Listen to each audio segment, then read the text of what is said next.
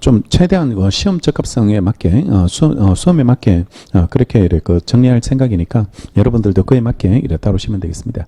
자, 그 교재는 일단은 그 핵심 정리로 먼저 그 이론 정리를 간단하게 하고 그 다음에 해당 파트를 이렇게 문제 풀어가는 형태로 정리되고 채권법이 235페이지 그 챕터 46번부터요. 보호의무부터 채권법이 진도가 나갈 테니까 강의 그 진도 나가는 거는 기본 강의 순서대로 나갈 겁니다. 그러니까 기본 강의에 나왔던 그 순서대로 정리하고 채권 각칙하고 연결되는 정점이 있으면 똑같이 넘어가 가지고 각칙에서 나오는 정점을 먼저 정리하고 다시 돌아와서 정리하는 식으로 왔다 갔다 이렇게 정리하고 겹치는 부분은 똑같이 링크를 걸어 드릴 테니까 똑같이 연결해서 같이 봐야 될 부분들 이런 것들은 따로 이래 알려드릴 테니까 그런 형태로 이래 따르시면 되겠습니다. 자, 일단 우리가 먼저 채권법을 정리하게 되는데 제일 먼저 이제 채권법 총칙과 관련되는 그 쟁점을 지금부터 이래 살펴보게 될 건데요. 일단은 채권은 물건하고 다른 특징을 이래 가지고 있는 게 채권자 채무자 사이의 관계를 규율하는 상대권의 성격을 이래 가지고 있는 게 채권의 특징이 이래 되게 되고, 물건은 이와 다르게 모든 사람한테 주장할 수 있는 권리, 이걸 우리는 절대권이라고 부르죠. 절대권이라고 부르게 이래 되고, 누가 절대권을 갖는지 이런 것들은 공시를 해줄 필요가 있다. 왜냐하면 이걸 모르고 침범을 해버리면 그거는 불법행위가 이래 성립하게 되고, 절대권을 침해당했을 때는 언제든지 손해배상 문제나 아니면 물권적 청구권의 문제로 원상회복할 수 있는 성격을 이래 가지고 있는 거기 때문에 누가 물권자인지는 반드시 표시해 줄 필요가 있게 이래 되고, 공시 방법으로서 논의되는 게 우리 법에 규정되어 있는 게 부동산의 경우는 등기, 동산의 경우는 점유, 점유를 통해서 누가 물권자인지 이런 것들은 이래 공시를 해주게 되는데요.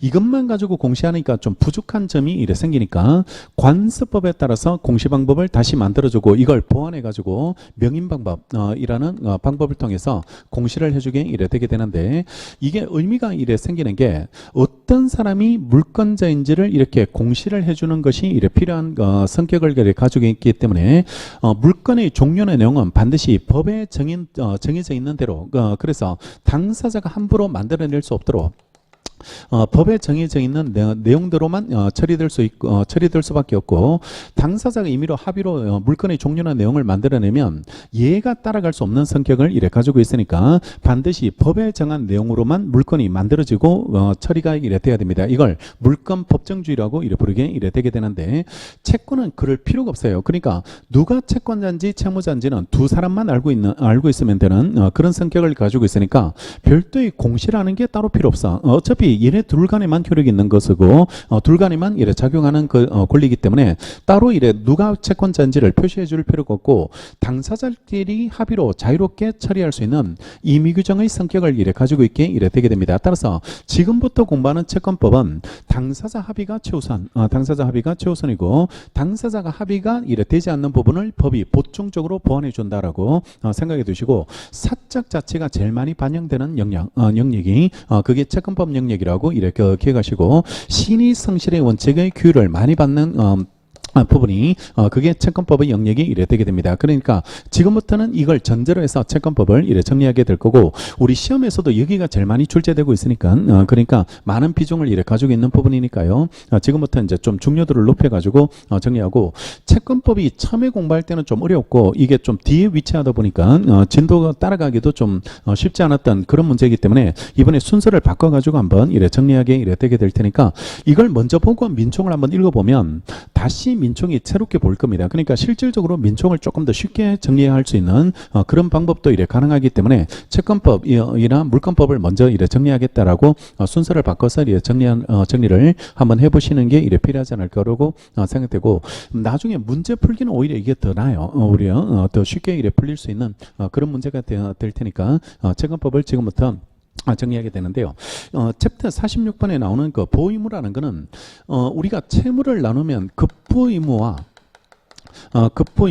부수적 주의무, 부수적 주의무로 이래 구분이 이래 되게 되고요. 부수적 주의무로 이래 구분이 되고, 급부의무는 다시 주된 급부와 종된 급부로 이래 처리가 이래 되게 되는데, 내가 하이마트에 가서 TV를 한 대 샀다. TV를 한 대 샀으면 TV가 넘어와야 되는 게 주된 급부죠. TV 대금을 주고 TV를 넘겨받는 거, 이게 주된 급부고, TV를 샀을 때 따라오는 것들이 있습니다. 설명서, 리모컨 이런 것들이 따라오게 되는데 그게 종된 급부 의무고, 부수적 주 의무는 설명해 주는 의무, 주의사항들 이런 것들을 알려줘야 될 의무들 이런 것들을 부수적 주 의무라고 이래 부르게 되는데, 각각 위반됐을 때 효과가 중요합니다. 위반됐을 때 효과. 그 TV가 사러 갔는데 TV가 오지 않는다면 이때 나오는 특이점이 해제입니다.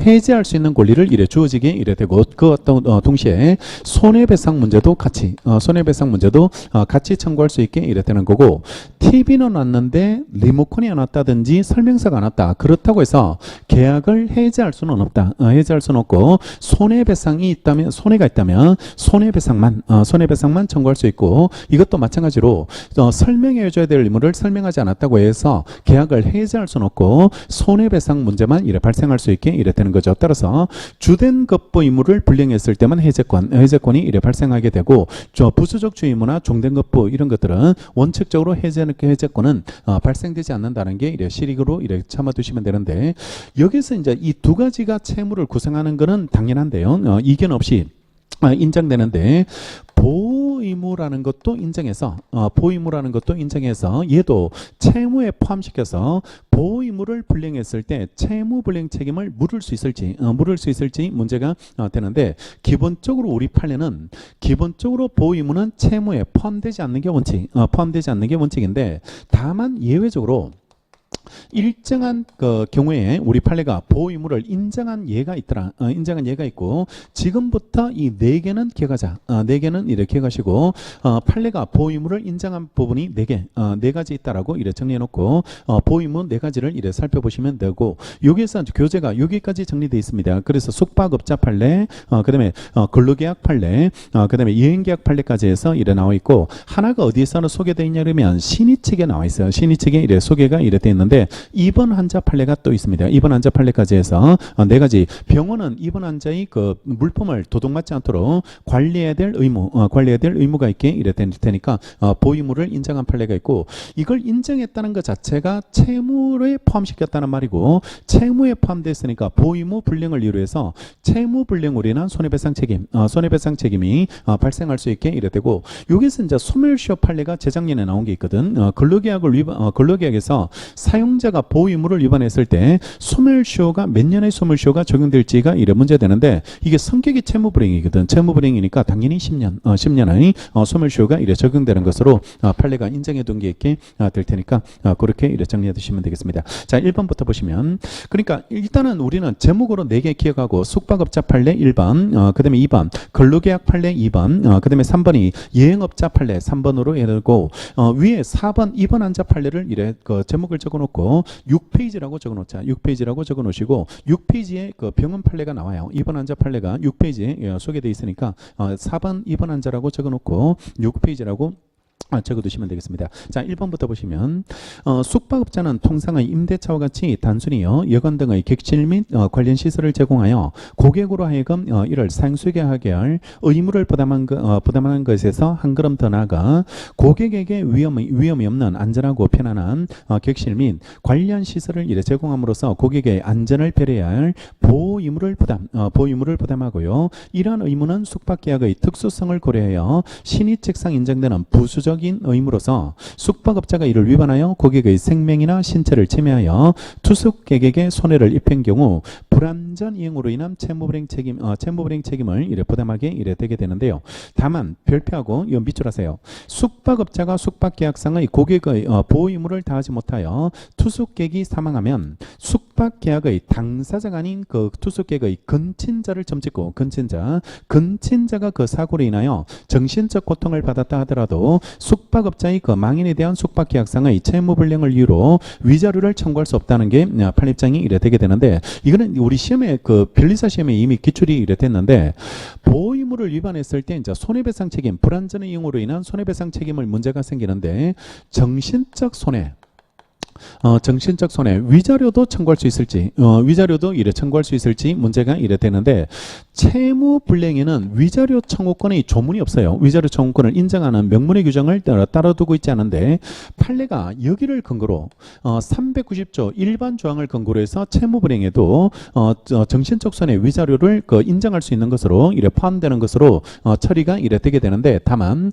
채무 불이행으로 인한 정신적 손해, 특별 손해죠. 특별 손해로서 예견 가능성이 있을 때는 위자료를 이래 청구할 수 있도록 390조를 근거로 해서 인정되는데, 이거는 당사자 본인에 대해서만 인정이 되는 거고, 위자료에 대해서 친족에 대한 위자료 청구권, 친족에 대한 위자료 청구권, 불법행위처럼 751조, 752조에서는 친족들도 위자료를 청구할 수 있도록 이래 돼 있는데, 이 조문의 근거 조문이 될 수 없습니다. 근거 조문은 될 수 없으니까 친족의 위자료 청구는 채무불이행에서는 인정 안 돼. 채무불이행에서는 인정되지 않고, 채무불이행에서 위자료 청구권은 본인만, 채권자 본인에 대해서만 인정이 된다라고 기억하고, 친족에 대한 위자료 청구권은 인정될 근거가 없어요. 근거 조문이 따로 없다라고 이렇게 가시고, 여기도 마찬가지로 숙박업자한테 불안전행위로 인한 채무불이행으로 인한 손해배상 책임은 물을 수 있어도, 근친자 친족들이 이걸 근거로 해서 보의무 위반을 이유로 해서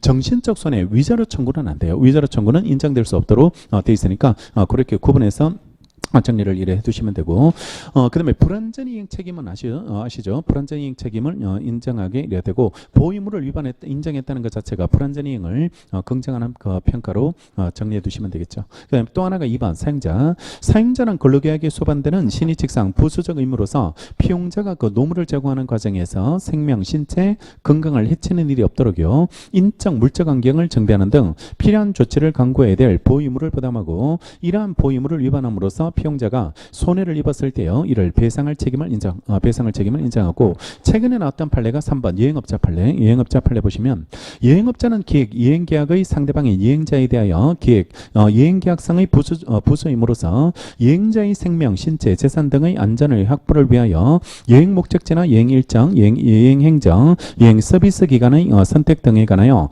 미리 충분히 조사 검토하여 전문업자로서의 합리적인 판단을 하고, 또한 그 계약 내용의 실시에 관하여 조할지 모르는 위험을 미리 제거할 수단을 강구하거나요, 또는 여행자한테 그 뜻을 고지하여 여행자 스스로 그 위험을 수행할지 여부에 관하여 선택의 기회를 주는 등의 합리적 조치를 취할 신의칙상 주의무를 부담한다는 게 이래 판례입장이 이래 되게 됩니다. 2번 한자 판례를 미리 한번 보겠습니다. 6페이지로 가세요. 6페이지로 가시면 6페이지 맨 마지막에 2번 한자 판례 그 신의칙상 보의무 논점이 이래 그 소개가 이래 되고 있으니까 6페이지 맨 마지막 부분, 그 부분을 이래 정리해놓고, 이런 것들이 이제 그 링크를 이래 걸어놓으라는 게, 지금 찾아온 페이지가 보의무와 관련된 페이지가 235페이지잖아요. 그러니까 제목 옆에다가 써두라고 235페이지라고 이래 써두시고, 이거 볼 때는 다시 235페이지를 찾아가서 읽어야 되고, 찾아가서 이래 그 정리할 수 있도록, 그래서 보의무는 총 4가지 있다는 거, 이게 항상 생각날 수 있도록 그렇게 이래 정리를 이래 해두시면 되고, 법학은 항상 유기적으로 봐야 돼. 유기적으로 보셔야 되니까 계속 연결해서 이해할 수 있도록, 이게 전체가 한 덩어리로 돌아갈 수 있도록 그 공부를 해두는 거, 이런 것들이 필요하게 되고, 그런 것들을 자꾸 출제하고 있으니까요, 그렇게 이래 정리해 두시면 되겠죠. 자, 6페이지 2번 환자 판례 보면, 환자가 병원에 입원하여 치료를 받는 경우에 있어서 병원은요, 입원 환자의 휴대폰 등의 도난을 방지함에 이래 필요한 적절한 조치를 강구해야 될 신의칙상 보의무가 있다 할 것이고, 이를 소홀히 하여 입원 환자는 아무런 관련이 없는 자가 입원 환자의 병실에 무단 출입하여 입원 환자의 휴대폰 등을 절취했다면 병원은 그로 인한 손해배상 책임을 면하지 못해. 그래서 보호의무 위반으로서 입원 환자에 대해서 물품 도난을 받은 부분에 대해서 손해배상 책임을 인정했고, 여기서는 하나가 더 그 논점이 됐는데 뭐냐 그러면, 우리 그 목욕탕도 그렇고 왜 병원에 가보면 물품은 스스로 관리해야 됩니다라고 이렇게 고지를 해놔요. 공고문 같은 걸로 이렇게 고지해놔가지고, 우리는 귀중품을 스스로 보관을 하셔야 되고, 여기에 대해서는 우리 병원은 책임지지 않습니다라고 이런 이야기를 붙여놓거든. 병원 입원실이나 이런 데 붙여놓게 되는데, 그러면 이걸 알려놓고 고지했다는 그 측면만으로 병원의 책임이 부정될 수 있는 사유로 볼 수 있을지, 면책 사유로 이래 볼 수 있을지가 문제되는데 상법에서 이걸 부정합니다. 상법에서 부정해서 이런 걸 붙여놨다고 해서 자기의 주의 의무 책임 자체가 면해질 수 없다는 게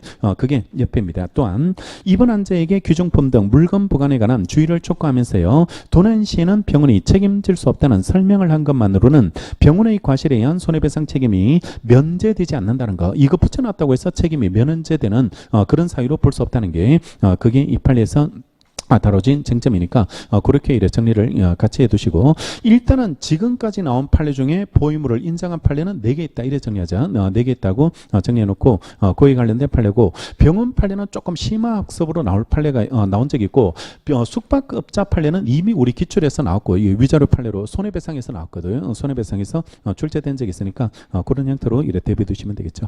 자, 다시 들어오시고 235 부정한 판례를 하나 보겠습니다. 부정한 판례, 보유무 자체를 최근에 부정한 판례가 나오는데, 정선에서 카지노를 운영하는 그 사업자가 보유물을 인정할지, 그러니까 무슨 말이냐면 이 사람들이 그 카지노에 그 방문해 가지고 재산을 탕진하게 됐는데 너무 많이 탕진했거든. 너무 많이 탕진했는데, 그러면 카지노 업자가 이걸 좀 적절하게 좀 조절해 가지고 그 사람이 너무 많은 재산을 탕진하지 않도록 관리를 해야 될 의무가 있지 않았을까, 보유무가 있지 않았을까, 그 부분이 문제됐는데 판례가 부정했습니다. 판례가 그런 의무 자체는 인정되지 않게 이래 된다라고 이렇게 인정했고, 이게 이 판례에서 나왔던 게 논거가 뭐냐 그러면, 카지노에 방문하는 사람은 돈을 따기 위해서 게임을 하고 있고, 그리고 카지노 업자는 돈을 잃지 않도록 경기를 하고 있거든. 경기를 하고, 그러면 서로 이해가 대립되는 사람이 상대방을 배려하면서 과연 그 게임을 할까 이 말이에요. 게임을 해야 될지, 롤 하셨나? 롤 같은 거 할 때